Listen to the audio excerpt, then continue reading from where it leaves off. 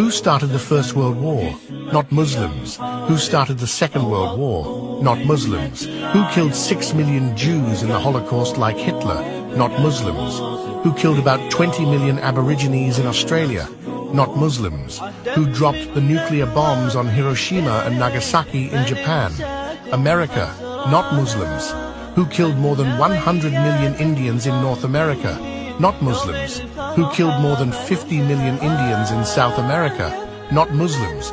Who enslaved about 180 million African people, and 88% of them died and were thrown overboard into the Atlantic Ocean?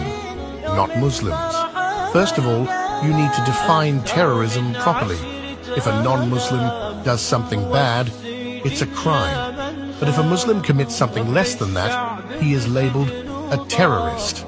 So first, let's remove these double standards. Then, come to the point. I am proud to be a Muslim.